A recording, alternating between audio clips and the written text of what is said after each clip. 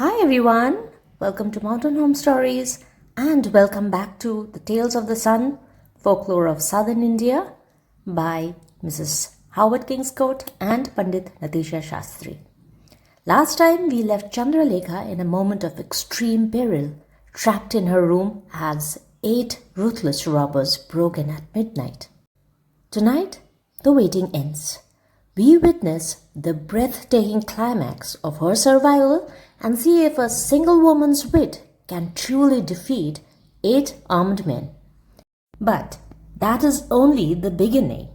We will also explore the mysterious conquest of fate and follow the incredible rise of a humble Brahmin priest who defied all odds to become a powerful Amildâr. So sit back, relax, and let's dive into episode 7. A gentle reminder, if you're new to my channel, don't forget to like and subscribe. Let's begin now. Ah, a very clever girl. She has managed to deceive us all. But let this day pass. We shall see whether she will not fall into our hands tonight. Thus, in wonder and amazement, they spent the whole day. Nor was Chandralêkhâ idle at her own house. She was sure she would again see the robbers in her room that night, and in order to be prepared for the occasion, she made a small sharp knife out of the robber's rod and kept it beneath her pillow in the place where she was accustomed to keep her purse containing a few betel leaves, nuts, chunam, etc. to chew. The night came on. Early Chandralêkhâ had her supper and retired to bed. Sleep she could not, but she cunningly kept eyelids closed and pretended to sleep. Even before it was midnight, the 8 thieves broke into her room, saying to themselves, "This clever lady thief sleeps soundly. We will do her no mischief here. Let us range ourselves 2 and 2 at each leg of her cot and carry her away unconscious to the woods. There we can kill her." Thus thinking, the 8 thieves arranged themselves at the side of the 4 legs of the cot and, without the slightest shaking, removed the cot with the sleeper on it outside the town. Their joy in thus having brought away their enemy was very great, and, not fearing for the safe custody of their prisoner, they marched to their cave. Meanwhile, Chandralêkhâ was not idle on the cot. The way to the jungle was through a narrow and fine avenue of mango trees. It was the mango season, and all the branches were hanging with bunches of ripe and unripe fruit. To make up for her weight on the cot, she kept plucking mango bunches and heaping them on it, and as soon as a quantity which she thought would make up her weight was upon her cot, she, without the slightest noise, took hold of a branch and swung herself off it. The thieves walked on as before, the weight on their heads not apparently diminishing, leaving our heroine safely seated on a mango branch to pass the few remaining ghatikas of that anxious night there. The thieves reached their cave just at daybreak, and when they placed their burden down, their eyes met only bunches of ripe mangoes and not the lady they looked for. "Is she a woman of flesh and blood, or is she a devil?" asked the chief of the next in rank. "My lord, she is a woman fast enough, and if we search in the wood, we shall find her," replied he. And at once all the 8 robbers, after a light breakfast, began to search for her. Meanwhile, the morning dawned upon Chandralêkhâ and let her see that she was in the midst of a thick jungle. She feared to escape in the daytime, as the way was long, and she was sure that the robbers would soon be after her. So she resolved to conceal herself in some deep ambush and wait for the night. Before she left the cot for the mango branch, she had secured in her hip the small knife she had made for herself out of the robber's rod, and the purse containing the materials for chewing betel. And near the tree into which she had climbed, she saw a deep hollow surrounded by impenetrable reeds on all sides. So she slowly let herself down from the tree into this hollow and anxiously waited there for the night. All this time, the 8 thieves were searching for her in different places, and one of them came to the spot where Chandralêkhâ had sat in the tree, and the dense bushes near made him suspect that she was hidden there. So he proceeded to examine the place by climbing up the tree. When Chandralêkhâ saw the thief on the tree, she gave up all hopes of life. But suddenly a bright thought came into her mind just as the man up above saw her. Putting on a most cheerful countenance, she slowly spoke to him. "My dear husband, for I must term you so from this moment, since God has elevated you now to that position, do not raise an alarm. Come down here gently, then we may be happy in each other's company. You are my husband, and I am your wife from this moment." So spoke the clever Chandralêkhâ, and the head of the thief began to turn with joy when he heard so sweet a speech, and forgetting all her previous conduct to himself and his brethren, he leapt into the hollow. She welcomed him with a smiling face, in which the eager heart of the robber read sincere affection, and gave him some betel nut to chew, and chewed some herself merrily. Now, redness of the tongue after chewing betel nut is always an indication of the mutual affection of a husband and wife among the illiterate of Hindu society. So, while the betel leaf was being chewed, she put out her tongue to show the thief how red it was, letting him see thereby how deeply she loved him. And he, to show in return how deeply he loved her, put out his tongue too. And she, as if examining it closely, clutched it in her left hand, while with her right hand, in the twinkling of an eye, cut off the tongue and nose of the robber, and taking advantage of the confusion that came over him, she cut his throat and left him dead. By this time, evening was fast approaching, and the other 7 robbers, after fruitless search, returned to their cave, feeling sure that the 8th man must have discovered Chandralêkhâ. They waited and waited the whole night, but no one returned, for how could a man who had been killed come back? Our heroine, meanwhile, as soon as evening set in, started homewards, being emboldened by the occasion and the circumstances in which she was placed. She reached home safely at midnight and related all her adventures to her mother. Overcome by exhaustion, she slept the rest of the night, and as soon as morning dawned, began to strengthen the walls of her bedroom by iron plates. To her most useful pocket knife, she now added a bagful of powdered chilies and went to bed, not to sleep, but to watch for the robbers. Just as she expected, a small hole was bored in the east wall of her bedroom, and one of the 7 robbers thrust in his head. As soon as she saw the hole, our heroine stood by the side of it with the powder and knife, and with the latter she cut off the nose of the man who peeped in and thrust the powder into the wound. Unable to bear the burning pain, he dragged himself back, uttering, "Na, na, na, na," having now no nose to pronounce properly with.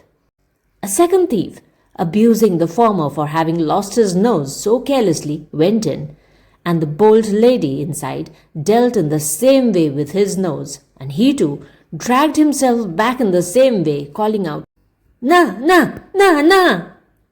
A third thief abused the second in his turn, and going in lost his nose also. Thus all the 7 thieves lost their noses, and, fearing to be discovered if they remained, ran off to the forest, where they had to take a few days' rest for their plundering habits to cure their mutilated noses. Chandralêkhâ had thus 3 or 4 times disappointed the thieves.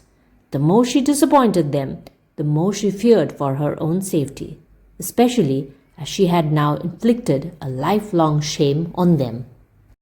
"The thieves will surely come as soon as their noses are cured and kill me in some way or other. I am, after all, only a girl," she thought to herself.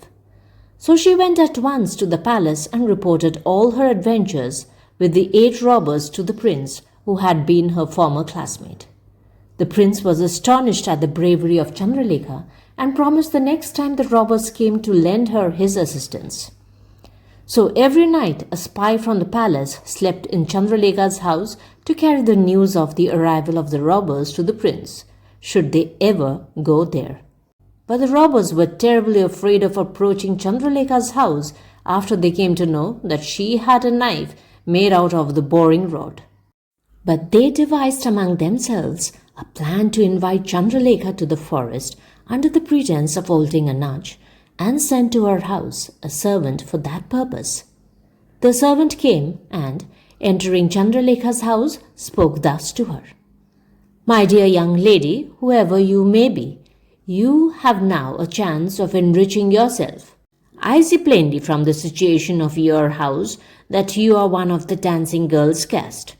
My masters in the forest have made a plan to give a nudge to their relatives on the occasion of a wedding which is to take place there the day after tomorrow. If you come there, they will reward you with 1 crore of mohurs for every minute of your performance." Thus spoke the servant, and Chandralekha, knowing that the mission was from the thieves, agreed to perform the nudge, and, asking the man to come and take her and a party the next morning to the forest, she sent him. In order to lose no time, she went at once to the prince and told him all about the nudge. Said she, "I know very well that this is a scheme of the thieves to kill me, but before they can do that, we must try to kill them. A way suggests itself to me in this wise. To make up a nudge party, more than 7 persons are required. One must play the drum, a second must sound the cymbals, a third must blow upon the Nagaswara pipe, etc., etc. So I request you to give me 7 of your strongest men to accompany me disguised as men of my party. And some of your troops must secretly lie in ambush in readiness to take the robbers prisoners when a signal is given to them." Thus Chandralekha spoke, and all her advice the prince received with great admiration. He himself offered to follow her as her drummer for the nudge, and he chose 6 of the ablest commanders of his army and asked them to disguise themselves as fiddlers, pipers, etc., and he directed an army of 1,000 men to follow their footsteps at a distance of 2 ghatikas march, and to lie in ambush near the place where they were going to perform the nudge, ready for a call.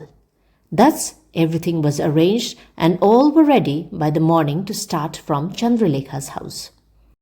Before the 3rd ghatika of the morning was over, the robber's servant came to conduct Chandralekha with her party to the forest, where the prince and 6 of his strongest men, disguised as her followers, were waiting for him. Chandralekha with all her followers accompanied him, but as soon as she left her house, a spy ran off to the army, which, as ordered by the prince, began to follow her party at a distance of 2 ghatikas.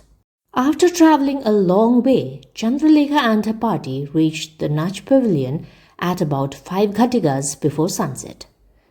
All their hosts were without their noses, and some still had their noses bandaged up. When they saw that Chandralekha's followers had a fine and prepossessing appearance, even the hard hearts of the robbers softened a little. "Let us have a look at her performance. She is now entirely in our possession. Instead of murdering her now, we will witness her performance for a ghatika," said the robbers to each other. And all with one voice said, "Agreed," and at once the order for the performance was given. Chandralekha, who was clever in every department of knowledge, began her performance, and, by the most exquisite movements of her limbs, held the audience spellbound, when suddenly, ta-tai-tum, clashed the cymbals. This was a signal for the destruction of the robbers, as well as the sign of the close of a part of the nudge. In the twinkling of an eye, the 7 disguised followers of the dancing girl had thrown down the thieves and were upon them.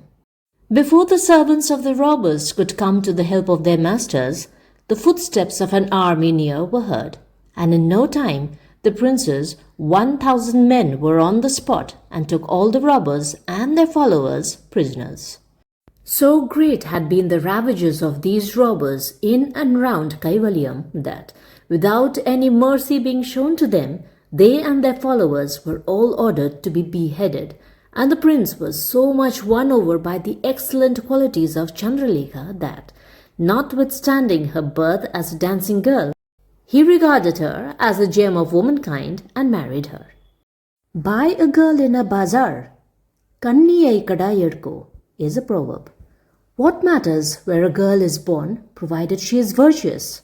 And Chandralêkhâ, by her excellent virtue, won a prince for her lord. And when that lord came to know of the real nature of his teacher, who was also the teacher of Chandralêkhâ, he banished him from his kingdom as a merciful punishment in consideration of his previous services. What a remarkable display of courage and wit from Chandralêkhâ! It just goes to show that even when the odds are 8 to 1, a clever mind is the greatest weapon. But if wits can change our immediate danger, can they change our entire destiny? Our next story, story 19, The Conquest of Fate, explores that very question. Let's see if a man can truly outrun what is written in his stars. Are you ready to hear or read the story along with me? Come, let's begin.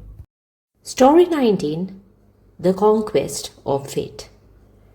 In the Dakshina Desa, there lived a Brahmin boy who from his childhood was given a very liberal education in Sanskrit.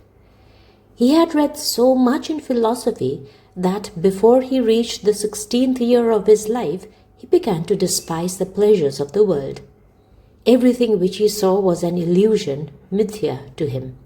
So he resolved to renounce the world and go to a forest, there to meet with some great sage and pass his days with him in peace and happiness. Having thus made up his mind, he left his home one day without the knowledge of his parents and travelled towards the Dandakaranya.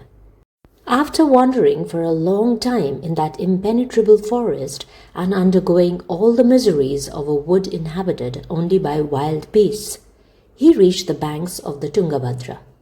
His sufferings in his wanderings in a forest untrodden by human feet, his loneliness in the midst of wild beasts, his fears whether after all he had not failed in his search for consolation in a preceptor to teach him the higher branches of philosophy, came up one after another before his mind.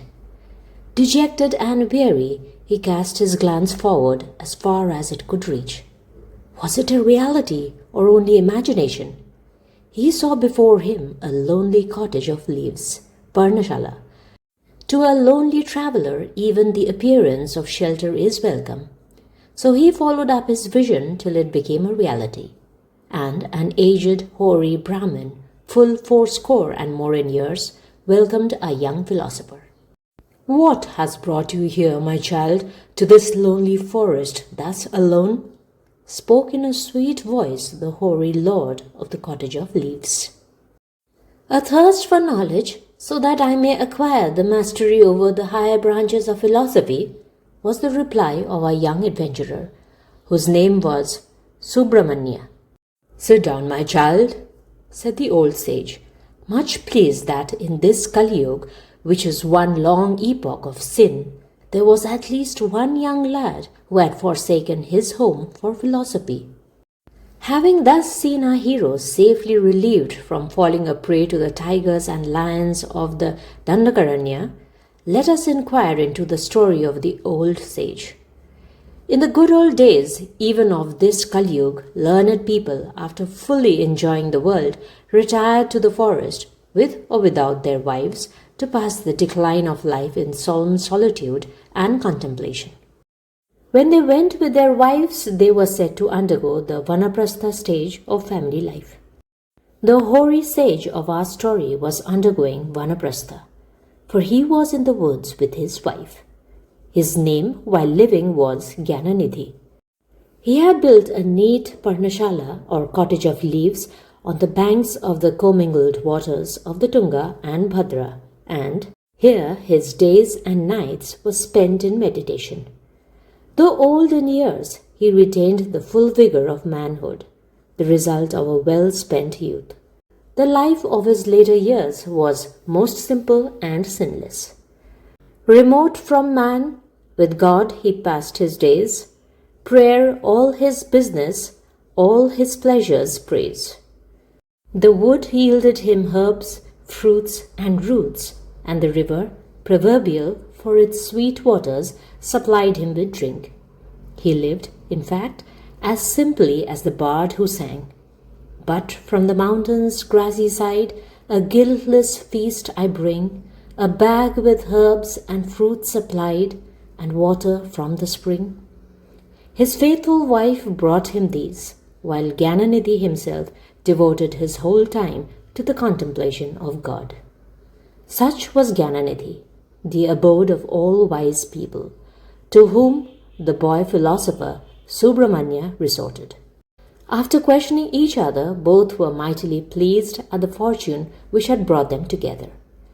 Gyananidhi was glad to impart his hard-earned knowledge during his leisure moments to the young student, and Subrahmanya, with that longing which made him renounce the city and take to the woods, eagerly swallowed and assimilated whatever was administered to him.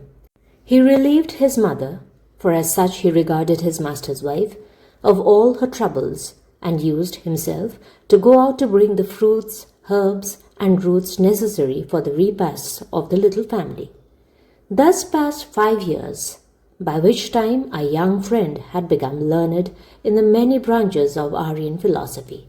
Gyananidhi had a desire to visit the source of the Tungabhadra, but his wife was 8 months advanced in her pregnancy, so he could not take her, and to take care of her he had to leave behind his disciple Subrahmanya. Thus, after commending the lady to Subrahmanya's care and leaving for female assistance another sage's wife whom he had brought from a distant forest, Gyananidhi went his way.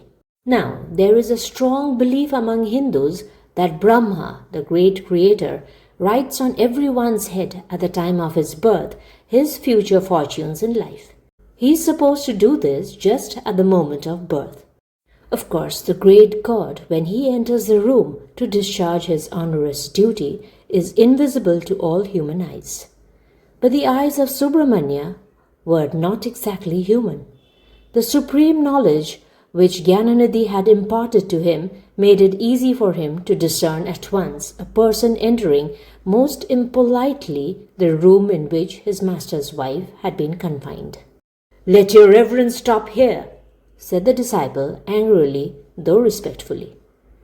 The great god shuddered, for he had been in the habit of entering hourly innumerable buildings on his eternal rounds of duty, but never till then had a human being perceived him and asked him to stop.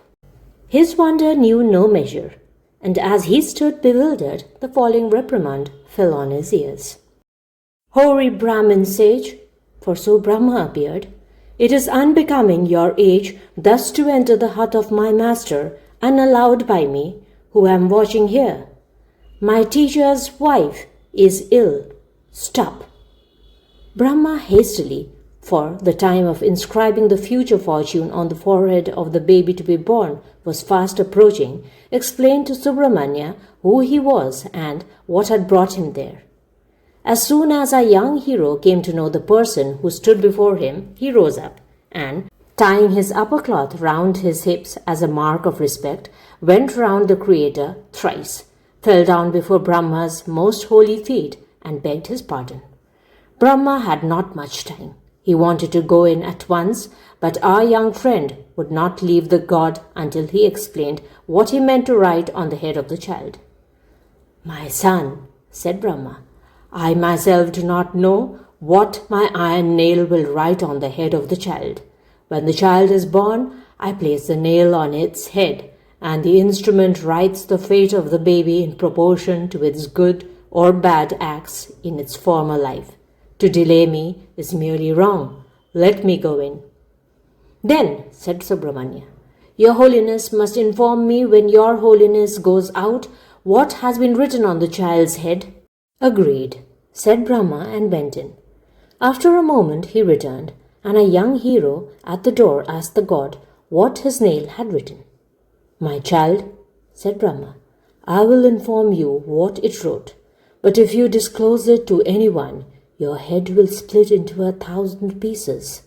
The child is a male child. It has before it a very hard life. A buffalo and a sack of grain will be its livelihood. What is to be done? Perhaps it had not done any good acts in its former life, and as a result of its sin, it must undergo miseries now. What? Your Supreme Holiness, the father of this child is a great sage. And is this the fate reserved to the son of a sage? Wept the true disciple of the sage. What have I to do with the matter? The fruits of acts in a former life must be undergone in the present life. But remember, if you should reveal this news to anyone, your head will split into 1,000 pieces. Having said this, Brahma went away, leaving Subramanya extremely pained to hear that the son of a great sage was to have a hard life. He could not even open his lips on the subject, for if he did, his head would be split. In sorrow he passed some days, when Gyananidhi returned from his pilgrimage and was delighted to see his wife and the child doing well, and in the learned company of the old sage, a young disciple forgot all his sorrow. 3 more years passed away in deep study, and again the old sage wanted to go on a pilgrimage to the sacred source of the Tungabhadra. Again was his wife expecting her confinement, and he had to leave her and his disciple behind with the usual temporary female assistance. Again, too, did Brahma come at the moment of birth, but found easy admittance, as Subramanya had now become acquainted with him owing to the previous event. Again did Brahma take an oath from him not to communicate the fortune of the second child, with the curse that, if he broke his oath, his head would split into 1,000 pieces. This child was a female, and the nail had written that her fate was to be that of a frivolous woman. Extremely vexed was our young philosopher. The thought vexed him to such a degree that language has no words to express it. After worrying a great deal, he consoled himself with the soothing philosophies of the fatalists, that the fate alone governs the world. The old sage in due course returned, and our young disciple spent 2 more happy years with him. After a little more than 10 years had been thus spent, the boy reached 5 years and the girl to 2. The more they advanced in years, the more did the recollection of their future pain Subramanya. So one morning he humbly requested the old sage to permit him to go on a long journey to the Himalayas and other mountains, and Gyananidhi, knowing that all that he knew had been grasped by the young disciple, permitted him with a glad heart to satisfy his curiosity. Our hero started, and after several years, during which he visited several towns and learned men, reached the Himalayas. There he saw many sages, and lived with them for some time. He did not remain in one place, for his object was more to examine the world. So he went from place to place, and after a long and interesting journey of 20 years, he again returned to the banks of the Tungabhadra, at the very place where he lived for 10 years and imbibed philosophical knowledge from Gyananidhi. But he saw there neither Gyananidhi nor his old wife. They had long since fallen a prey to the Lord of Death. Much afflicted at heart at seeing his master and mistress no more, he went to the nearest town, and there, after a deal of search, he found a coolie with a single buffalo. The fate which Brahma's nail had written on his master's son rushed into the mind of Subramanya. He approached the coolie, and, on closely examining him from a distance, our hero found distinct indications of his master's face in the labourer.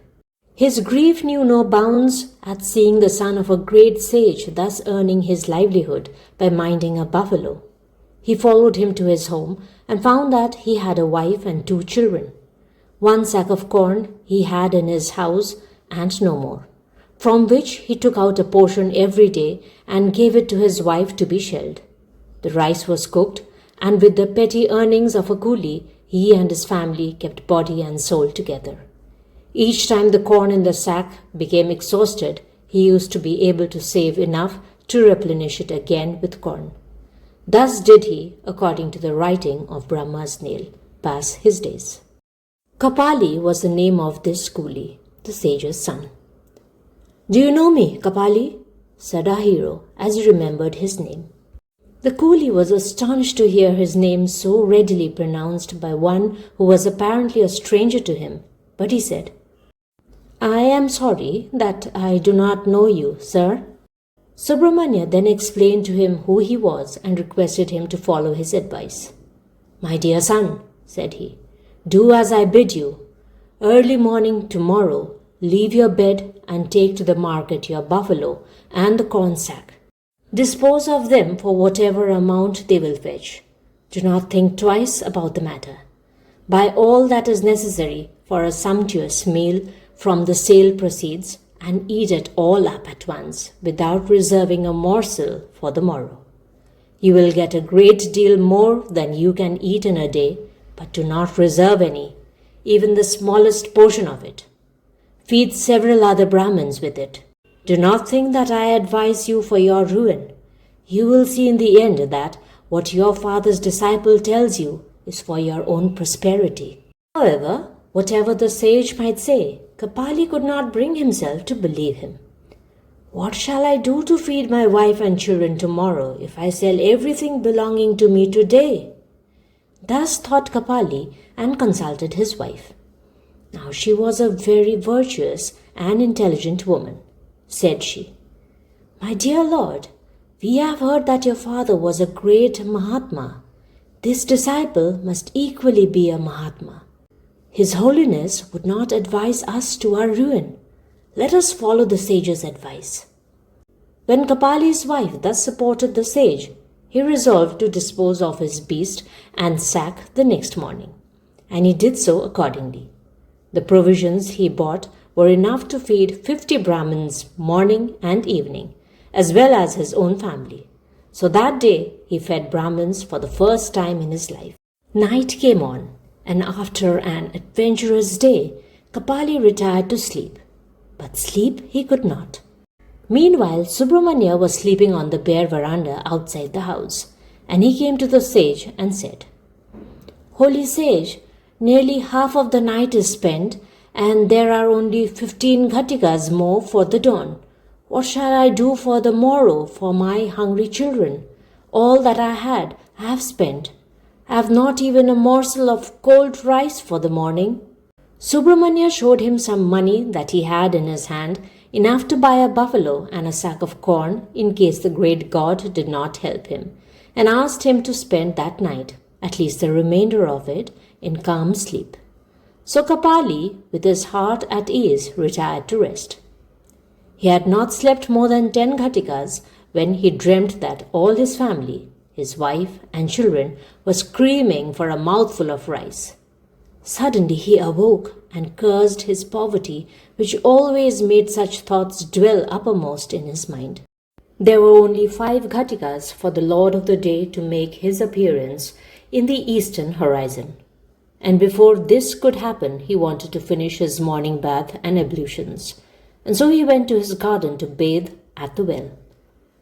The shed for the buffalo was erected in the garden, and it had been his habit daily before bathing to give fresh straw to his beast.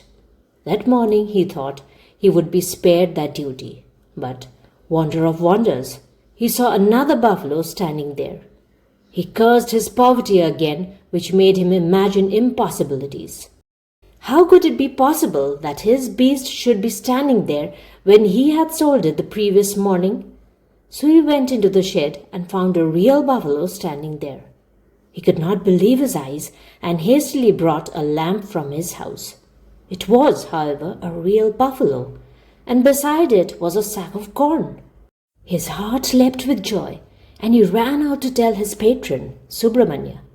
But when the latter heard it, he said with a disgusted air, "My dear Kapali, why do you care so much?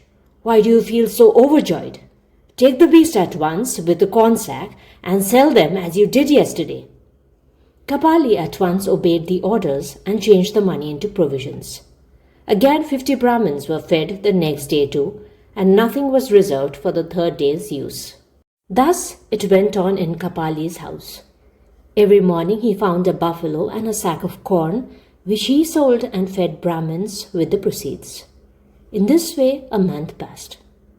Said Subramanya one day, "My dear Kapali, I am your holy father's disciple, and I would never advise you to do a thing prejudicial to your welfare.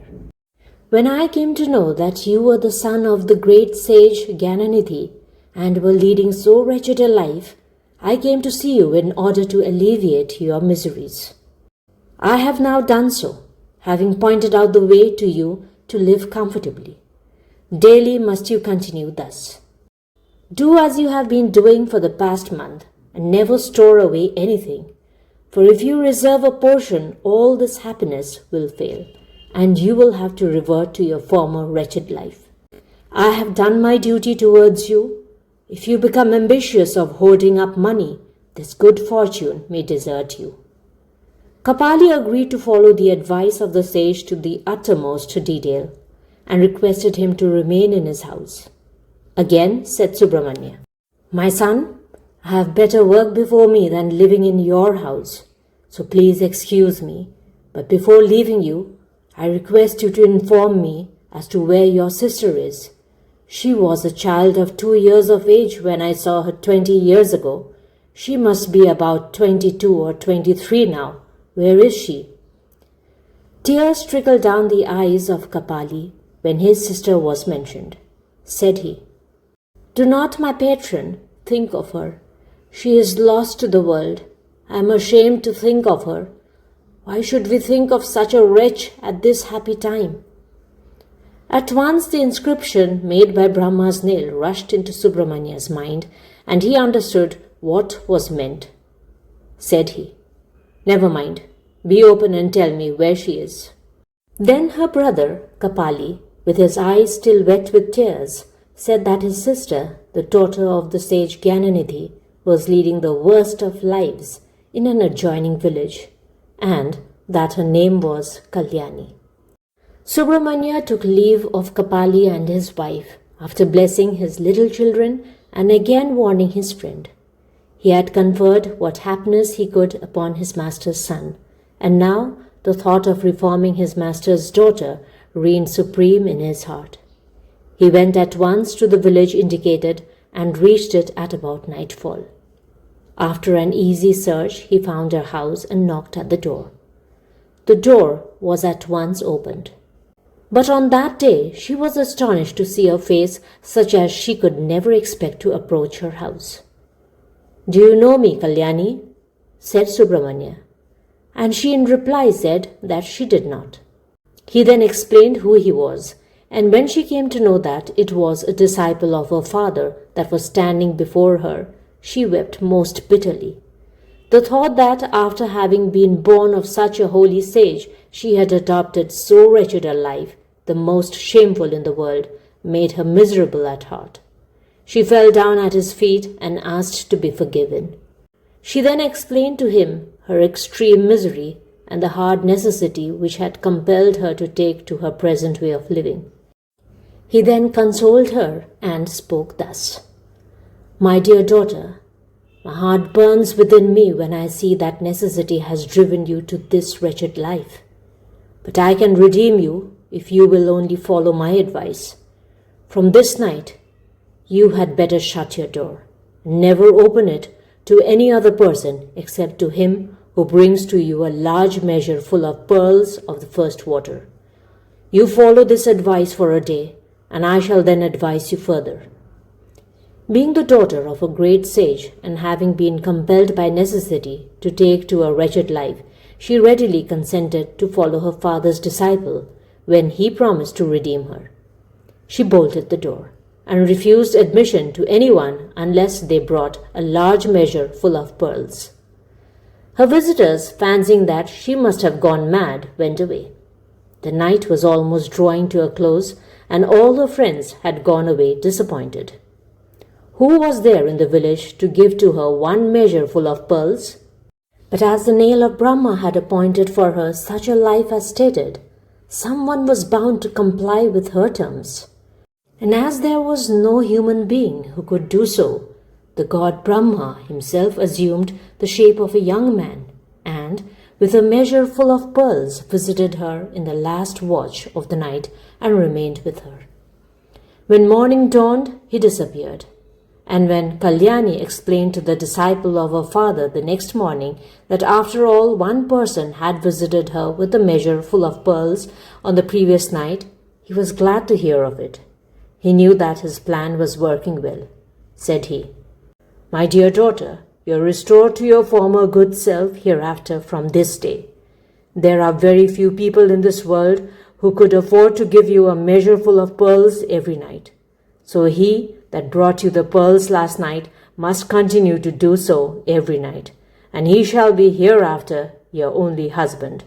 No other person must ever hereafter see your face, and you must obey my orders. You must sell all the pearls he brings you every day and convert them into money. This money you should spend in feeding the poor and other charities. None of it must you reserve for the next day. Neither must you entertain a desire to hoard up money.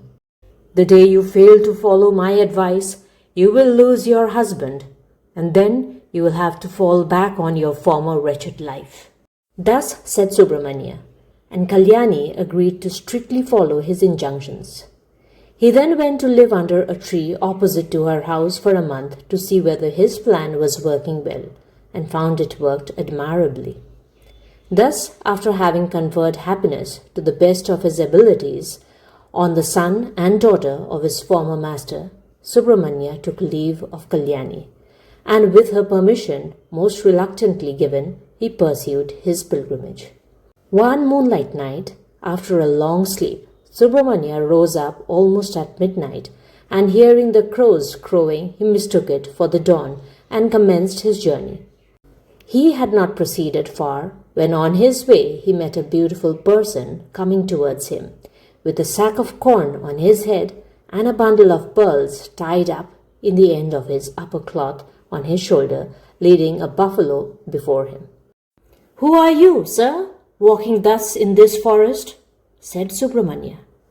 When thus addressed, the person before him threw down the sack and wept most bitterly. "See, sir, my head is almost become bald by having to bear to Kapali's house a sack of corn every night. This buffalo I lead to Kapali's shed, and this bundle of pearls I take to Kalyani's house. My nail wrote their fate on their respective heads, and by your device I have to supply them with what my nail wrote. When will you relieve me of these troubles?" Thus wept Brahma, for it was no other personage. He was the creator and protector of all beings. And when Subramanya had pointed out the way for his master's children, and they had conquered fate, Brahma too was conquered. So the great god soon gave them eternal felicity and relieved himself of his troubles. Ganga Snana, Tungapana, the Ganges for bath, and Tungabhadra for drink. So we just read how fate can be conquered by a decision. But what happens when that destiny leads a humble man from the temple to the highest seat of power? Our final story today follows a priest who found a secret path to power that no one, including him, ever expected. Let's dive into the last tale of episode 7. Story 20. The Brahmin priest who became an Amildâr. In the Karnataka Desa, there reigned a famous king named Chamunda, who was served by a household priest named Kundappa, well versed in all the rituals at which he officiated. Chamunda one day, while chewing betel leaves, thus addressed Kundappa, who was sitting opposite him. "My most holy priest, I am greatly pleased at your faithfulness in the discharge of your sacred duties, and you may ask of me now what you wish, and I shall grant your request." The priest, elated, replied, "I have always had a desire to become the Amildâr of a district and to exercise power over a number of people, and if your majesty should grant me this, I shall have attained my ambition." "Agreed," said the king, and at that time the Amildarship of Nanjangud happening to be vacant, His Majesty at once appointed his priest to the post, thinking that his priest, who was intelligent in his duties, would do well in the new post. Before he sent him off, however, he gave Kundappa 3 bits of advice. Number 1. Mukha kapaj irabeku. Number 2. Yelada keviyanna kachi madanadu. And number 3. Ellar jatukiyali irabeku. The meaning of which is, number 1. You should always keep a black, that is frowning, countenance. Number 2. When you speak about state affairs, you should do it biting the ear, that is secretly close to the ear. And number 3. The locks of everyone should be in your hand. That is, you must use your influence and make everyone subservient to you. Kundappa heard these words so kindly given by the king, and the way in which he listened to them made his Majesty understand that he had taken them to heart. So with a smiling face, the king gave the letter containing the appointment of Kundappa, who returned home with an elated heart. He told his wife about the change that had come over his prospects and wished to start at once to take charge of the new post. The king and his officers at once sent messengers to Nanjangod informing the officers of the Amildâri that a newly appointed Amildâr would be coming soon. So they all waited near the gate of the town to pay their respects to the new Amildâr and escort him into it. Kundappa started the very next morning to Nanjangod with a bundle containing clean clothes, 6 by 12 cubit long, on his head. Poor priest! Wherever he saw the kusa grass on the road, he was drawn to it by its freshness and kept on storing it up all the way. The sacred grass had become so dear to him that, though he would have no occasion to use it as Amildâr of Nanjangod, he could not pass by it without gathering some of it. So, with his bundle of clothes on his head and his beloved kusa grass in his hands, Kundappa approached the city of Nanjangod about the 20th Katika of the day.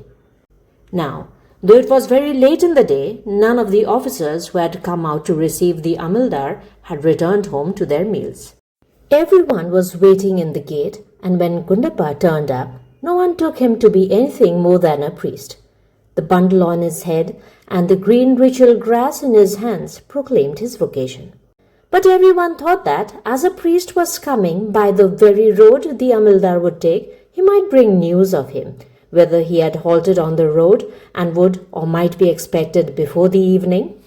So the next officer in rank to the Amildâr came to the most reverend priest and asked him whether he had any news of the coming Amildâr. On which our hero put down his bundle and, taking out the cover containing the order of his appointment with a handful of kusa grass, lest his clothes be polluted if he touched them with his bare hands, informed his subordinates that he was himself the Amildâr. All those assembled were astonished to find such a wretched priest appointed to so responsible a post.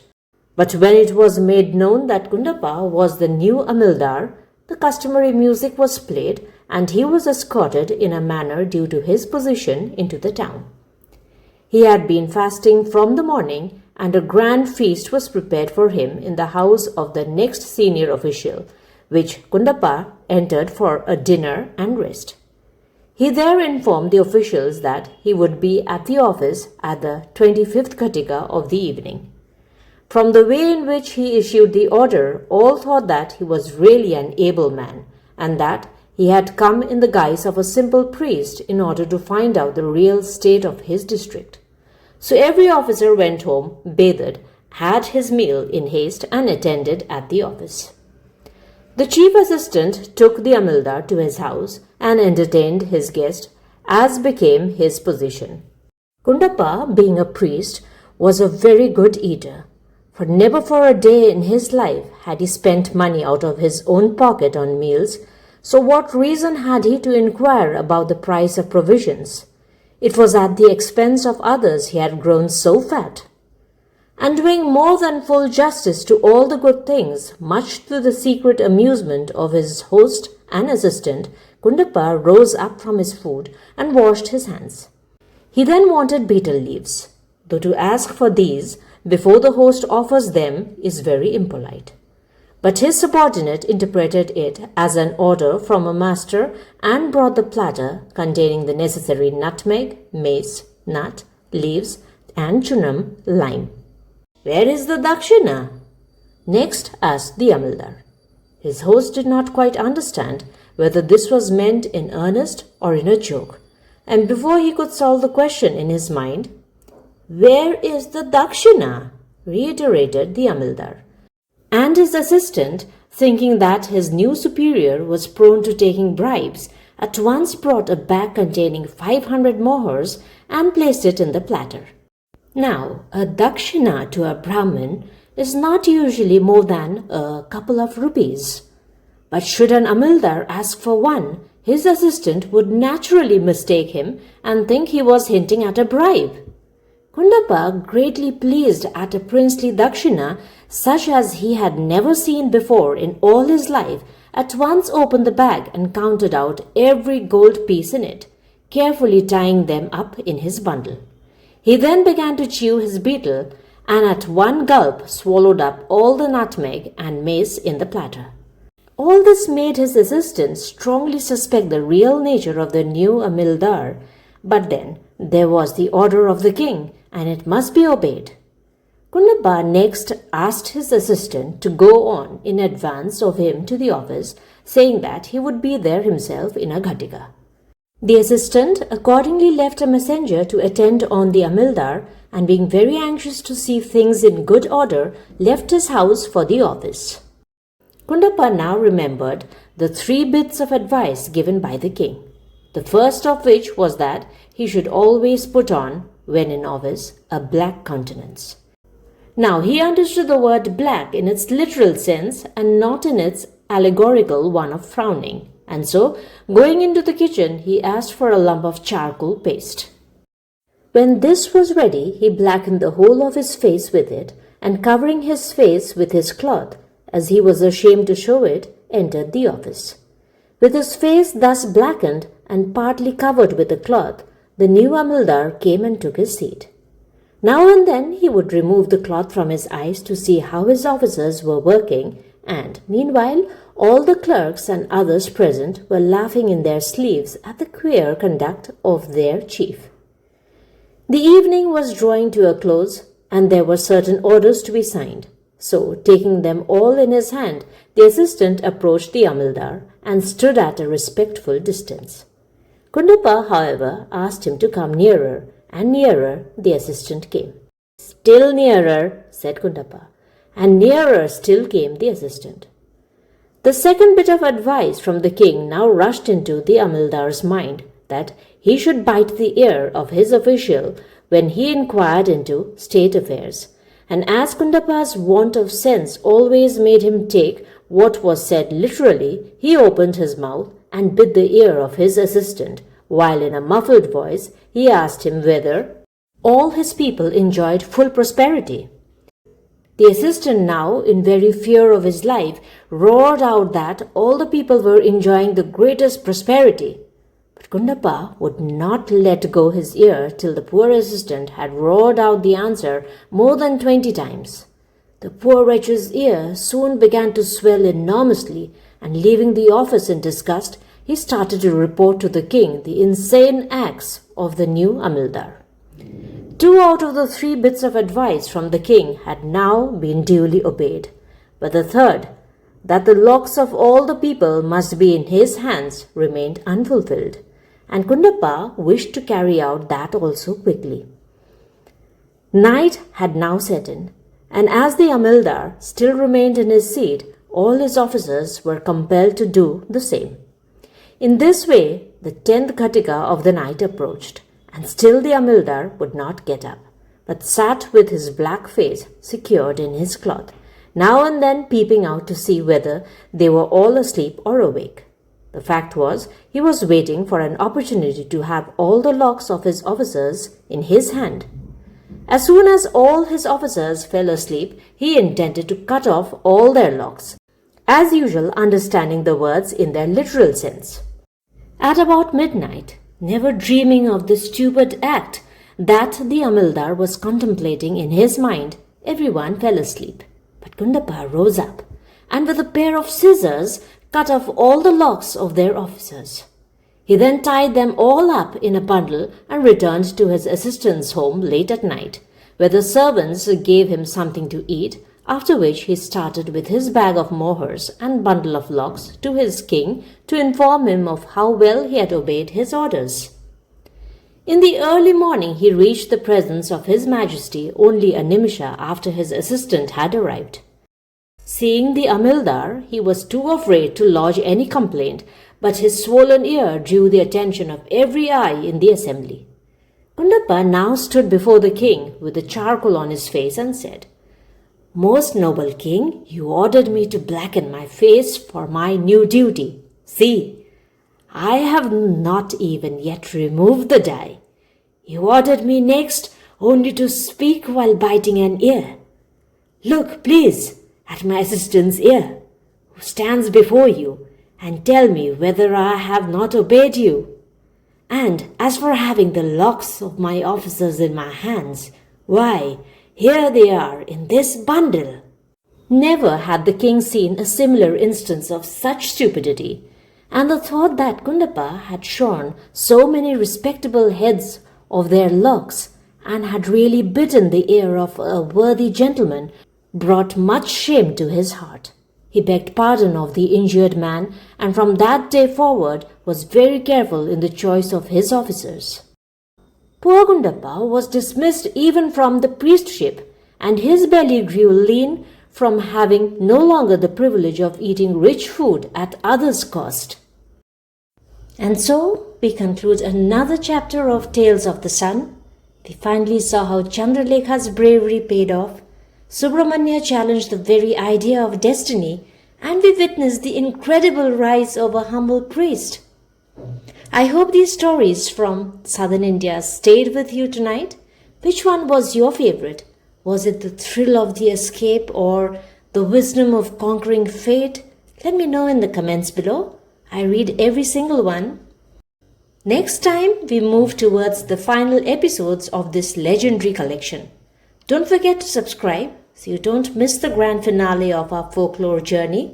Until then, keep the stories alive. I'll see you in the next episode.